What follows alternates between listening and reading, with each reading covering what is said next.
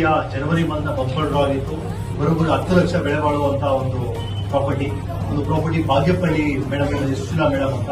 ಅವ್ರಿಗೆ ಮಾತಾಡ್ಸೋಣ. Complete Telugu back ground ಅವರು. ಅವ್ರ ಮಗಳ ಪರ ನಿಂತಿದ್ದಾರೆ. ಹೀಗೆ 10 ಲಕ್ಷ ಬೆಳೆ ಬಾಳುವ ಪ್ರಾಪರ್ಟಿ ವಿನ್ ಆಗಿದ್ದೀರಾ, ಹೇಗೆ ಅನಿಸ್ತಾ ಇದೆ ನಿಮಗೆ? ತುಂಬಾ ಸಂತೋಷವಾಗಿದೆ ಸರ್.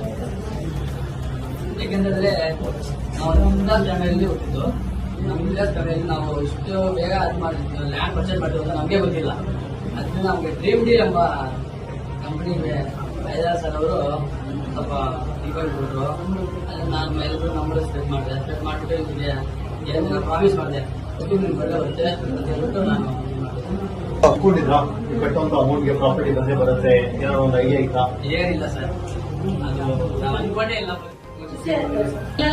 దాంతో బతికే ఆధారం ఉందిలే అని ధైర్యంతో నెలలో 1000 రూపాయలు కట్టాలని దాన్ని ఇంకా ఇప్పుడు లక్కీ గారు ఆ డీల్ గ్రూప్ ఇంకా కృషి అయ్యేటట్లా మాకు 10 లక్షలు సైడ్ తీసిచ్చిండారు.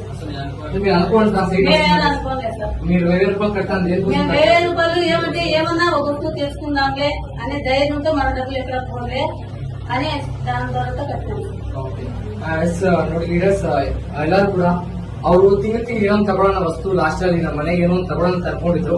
ಬಟ್ ಇವತ್ತು ಬರೋಬ್ರಿ 10 ಲಕ್ಷ ಸೈಟ್ ವಿನ್ ಆಗಿದೆ. ಸೊ ಅವ್ರ ಫ್ಯಾಮಿಲಿ ಒಂದು ಫುಲ್ ಖುಷಿಯಾಗಿದ್ದಾರೆ.